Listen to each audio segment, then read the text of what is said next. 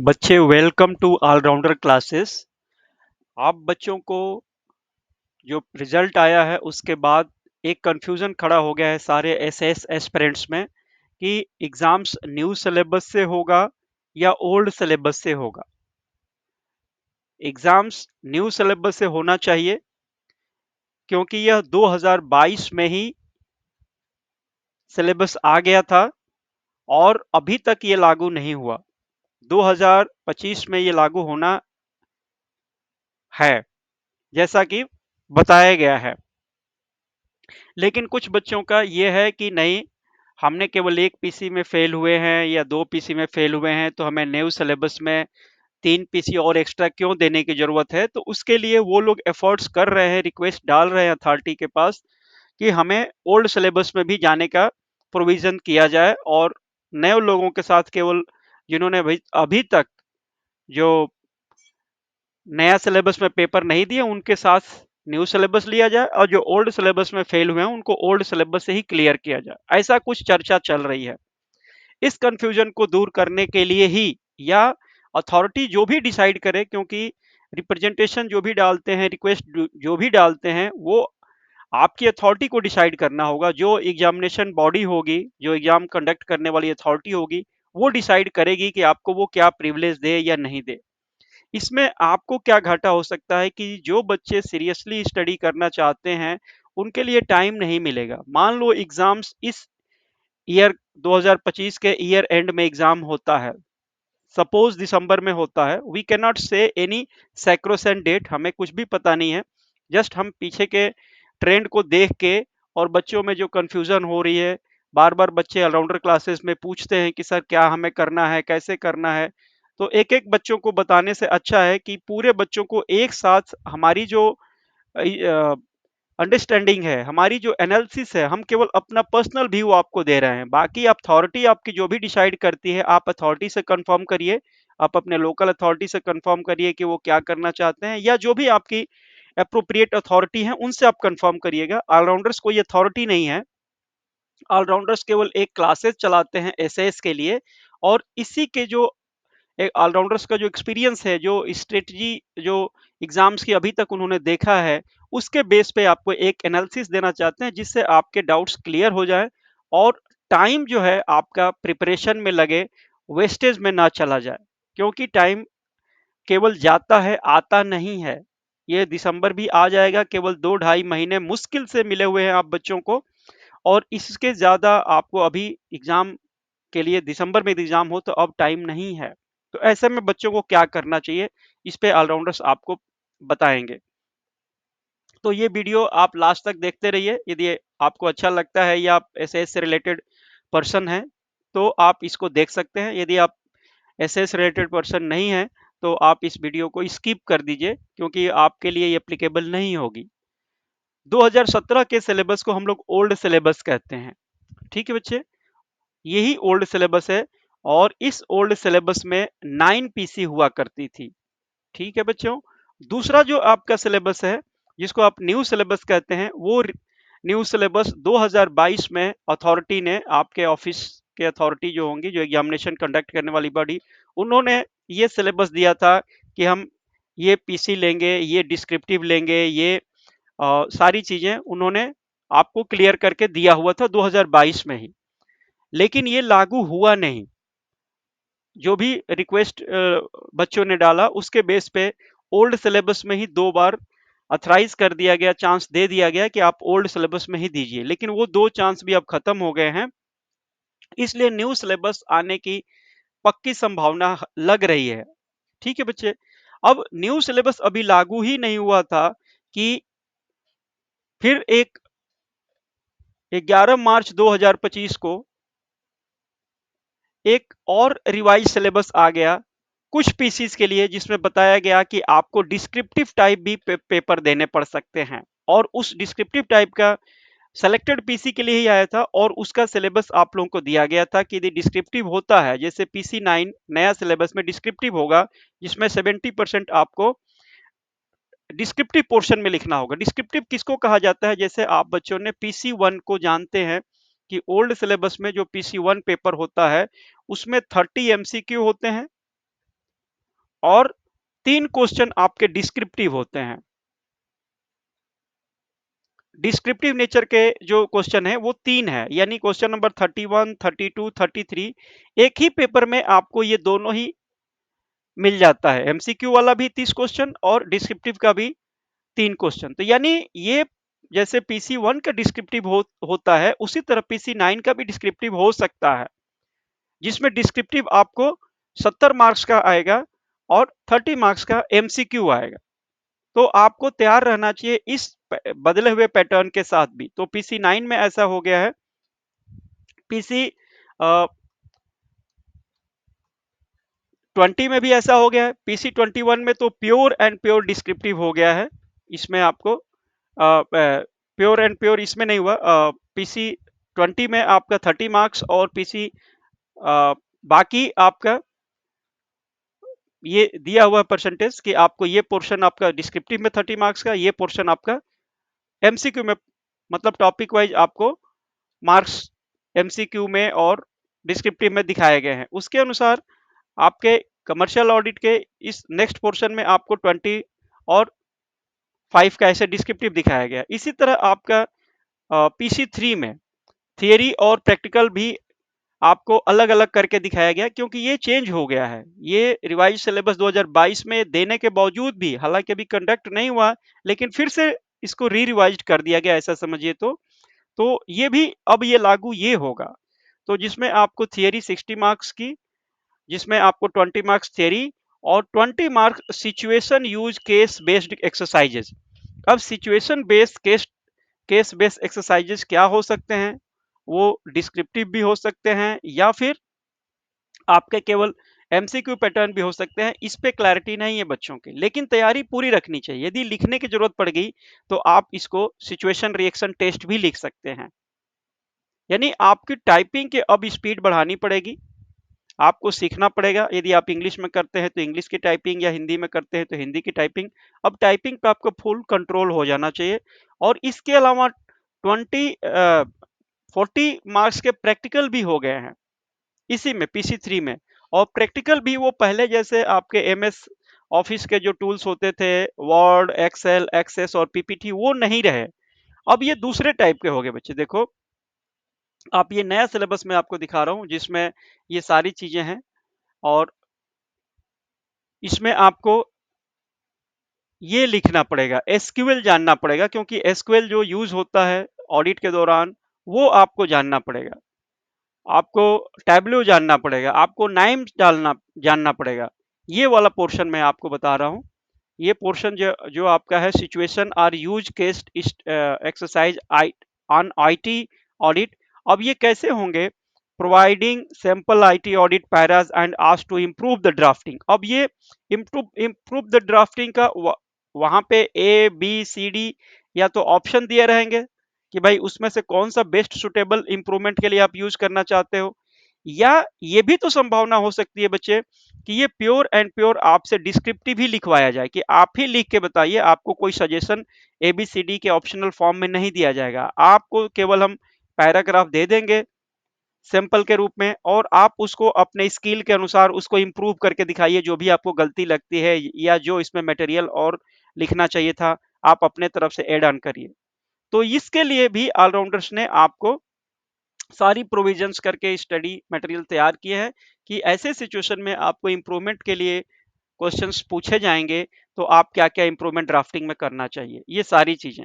ठीक है, ओके। इसके लिए भी स्पेशल ऑलरेडी ऑलराउंडर्स की तरफ से ये प्रैक्टिकल, सारे प्रैक्टिकल कैसे आपको डाउनलोड करने हैं एसक्यूएल के, या टैब्ल्यू को, या फिर नाइम को, पहले डाउनलोड आपको करना सिखाया जाता है। उसके बाद से डाउनलोड के बाद आपको उस पे कैसे क्वेश्चंस बन सकते हैं, आपको प्रैक्टिस कराई जाती है। तो ये भी सारा चीजें ऑलराउंडर्स ने कवर किया हुआ है।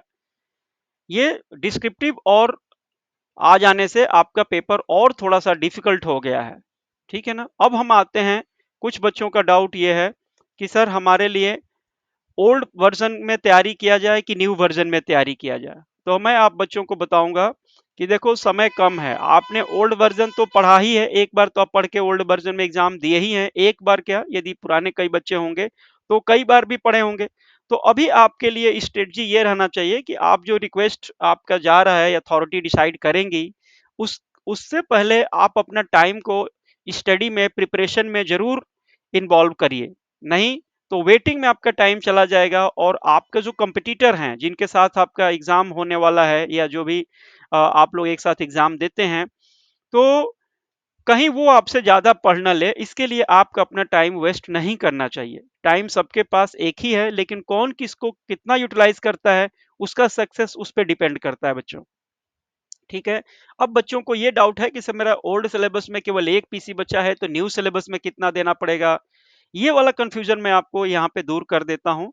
देखो, ओल्ड सिलेबस में 9 पीसी हुआ करते थे और न्यू सिलेबस में 8 पीसीज़ हैं।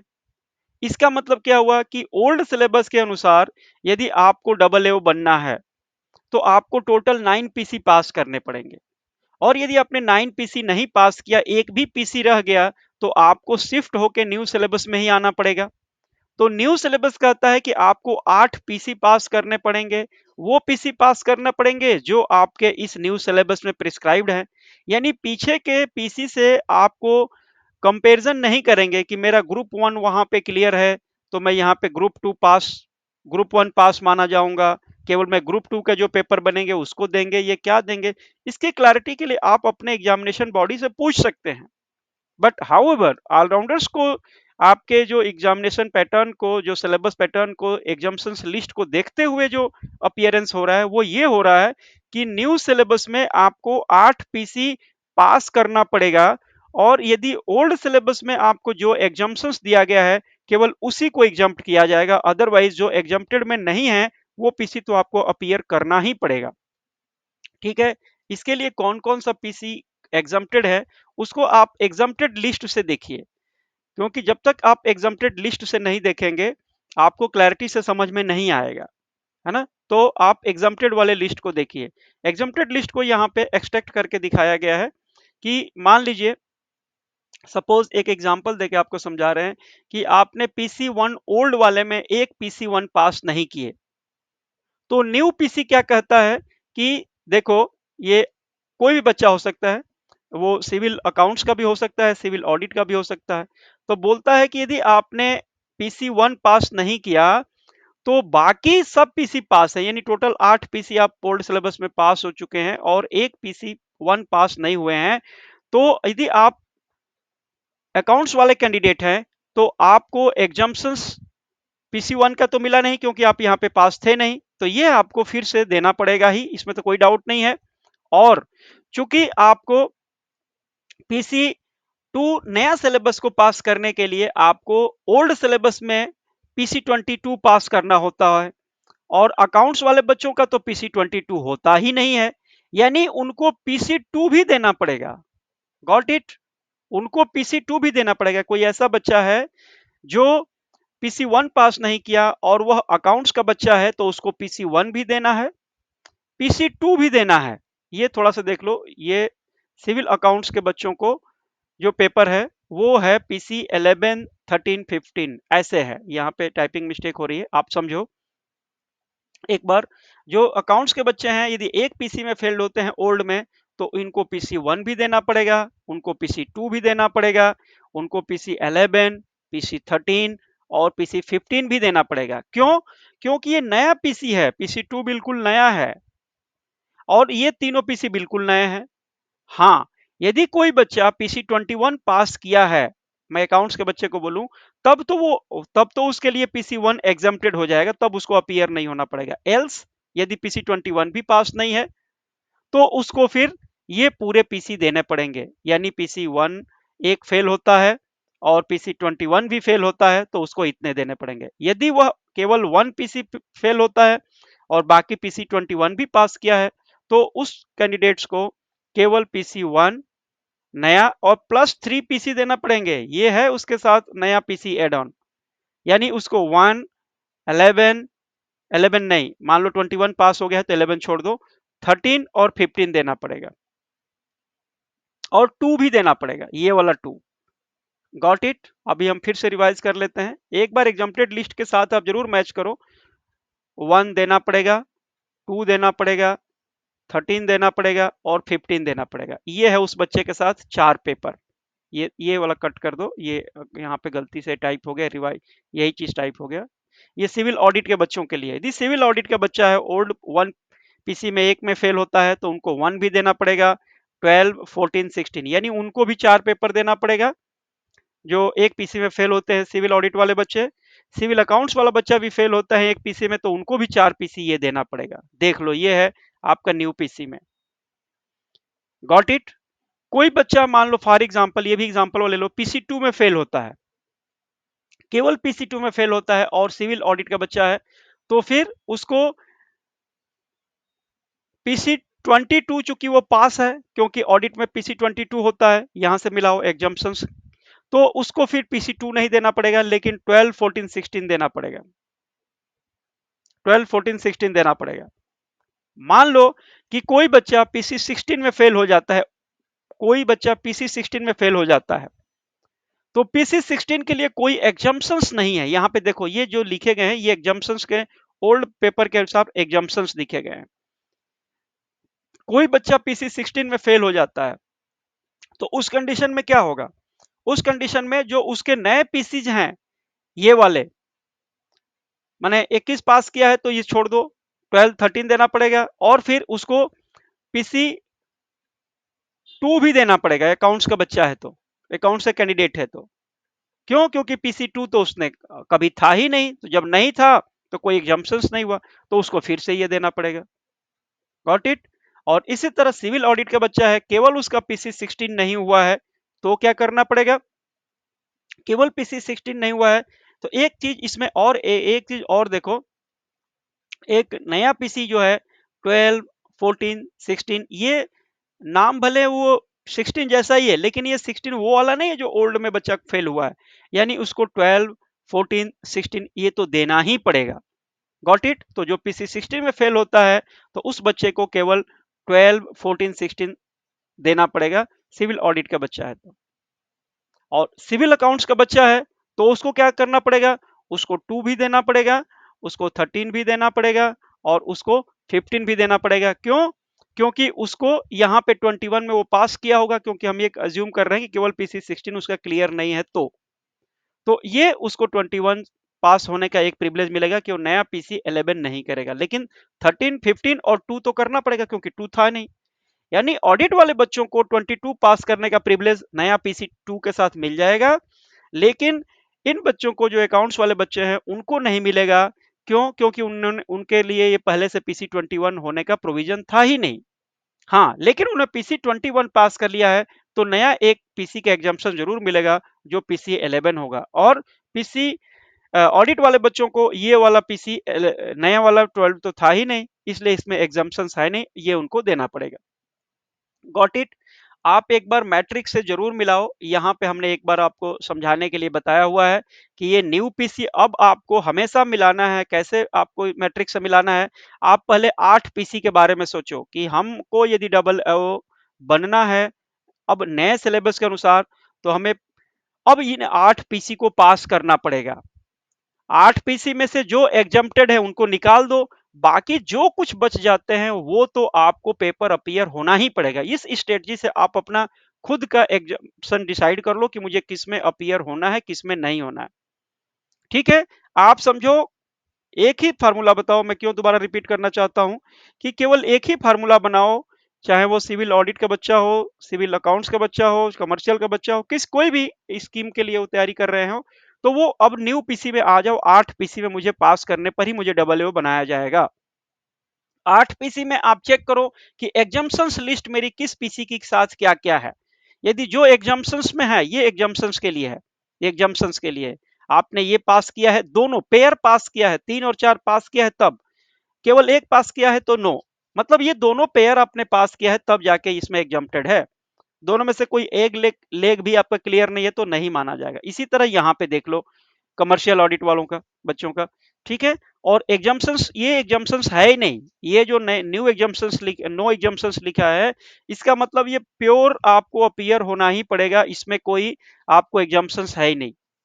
यानी एक भी पीसी में फेल हुए और नो एग्जाम्पशंस वाले पेपर में आपका ये बनता है क्राइटेरिया, तो आपको ये पेपर लेने ही पड़ेंगे, कोई दूसरा ऑप्शन नहीं है, क्योंकि अब ये कहा जा रहा है कि 8 पीसी वाले को ही डबल ए बनाएंगे। 8 पीसी ये वाली, पीछे वाली नहीं कि आप ग्रुप वन में पास कर गए, ग्रुप टू में पास कर गए। वो ग्रुप वन और ग्रुप टू ओल्ड के थे, जो आप ग्रुप से तुलना करते हैं कि अपने हिसाब से इंटरप्रिटेशन वो रॉन्ग है। आप इस ग्रुप की तुलना करो जो इधर वाले न्यू ग्रुप हैं। अब ये न्यू पीसी 8 में ग्रुप वन ये है और ग्रुप टू है ये। अब इससे आप तुलना करो, क्या इसमें आप पास हो? ये तो एग्जाम हुआ ही नहीं अभी, तो कैसे ग्रुप वन ग्रुप टू आप कंसिडर कर सकते हो? तो ग्रुप वाला कंसिडरेशन नहीं करना चाहिए। आपको सिर्फ ये वाला कंसिडर करना चाहिए कि मेरा ये वाला पीसी से पीसी को आप टैली करके देखो, फिर आपको क्लियर हो जाएगा। ओके। अब ऑलराउंडर्स की तरफ से आपको एक मैसेज है कि जो बच्चे ये डाउट में है कि सर मैं ओल्ड सिलेबस पे तैयारी करूं कि नए पे करूं या वेट करूं, क्या अथॉरिटी डिसीजन लेते हैं, तो मैं उन बच्चों को सलाह दूंगा कि आप यदि ऑलराउंडर क्लासेस ज्वाइन करते हैं तो आपको नया पीसी पढ़ाया जाएगा, न्यू पीसी के बारे में बताया जाएगा। और यदि मीनवाइल आपकी अथॉरिटी डिसाइड कर लेती है कि नहीं, हम उन कैंडिडेट्स को जो पुराने थे और एक आध पेपर जिनका रुक गया था उनको हम ओल्ड से ही लेंगे, तो उस कंडीशन में क्या होगा, क्योंकि आपने फीस तो रिफंडेबल नहीं है ऑलराउंडर क्लासेस की, तो ऑलराउंडर्स आपको लिए एक प्रिविलेज जरूर दे देंगे कि आपको ओल्ड सिलेबस पे बिना कोई अब एक्स्ट्रा फीस लिए हुए आपको पीछे वाले सिलेबस के सारे वीडियो, सारे टेस्ट सीरीज, सारे स्टडी मटेरियल आपको प्रोवाइड करेंगे और आपके साथ तैयारी कराने के लिए लास्ट सो फास्ट एक ग्रुप बना के आपकी तैयारी कराएंगे।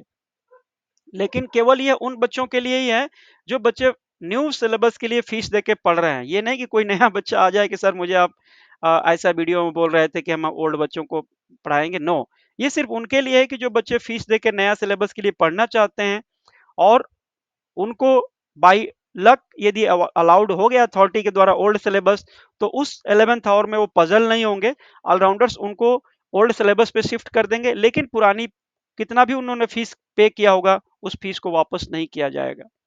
ऑलराउंडर्स क्लासेज में क्या क्या चीजें पढ़ाई जाती हैं, तो आप बच्चे नोट करो। ऑलराउंडर क्लासेज में जितने भी पीसी हैं, जितने भी पेपर कोड हैं, सभी के सभी एक ही जगह पे पढ़ाए जाते हैं।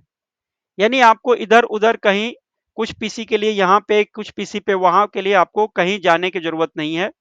कई पीसीज ओवरलैपिंग है, एक सब्जेक्ट दूसरे सब्जेक्ट से आपको इंटरकनेक्टेड है, तो वहां पे फायदा हो जाता है एक जगह पढ़ने से।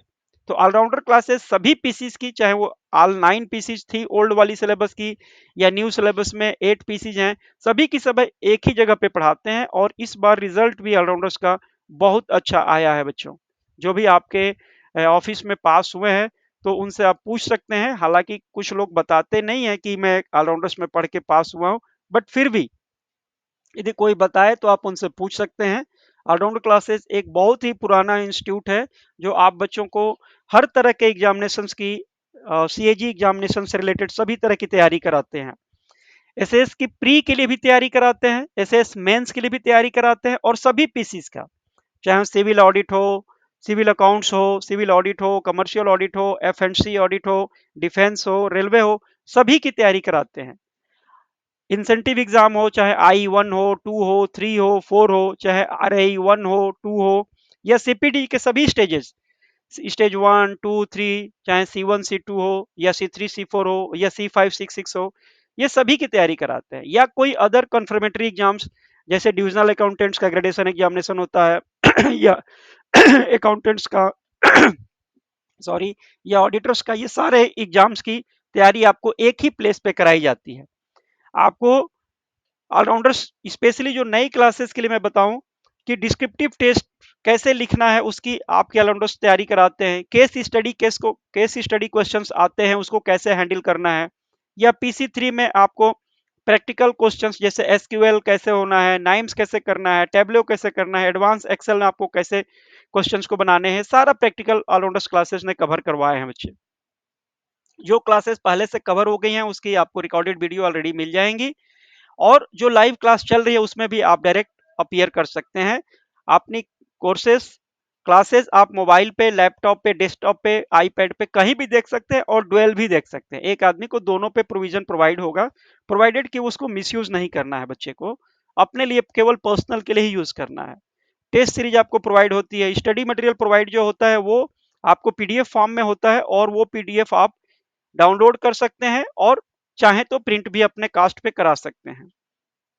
जिन क्लासेस को ऑलरेडी ओवर हो चुके हैं ऑलराउंडर्स क्लासेस में और उसकी रिकॉर्डिंग वीडियो अवेलेबल है, उसको लास्ट में एग्जाम्स आने से कुछ दिन पहले सारे पीसी को फिर से लास्ट सो फास्ट क्लासेस करके रिवाइज किया जाएगा।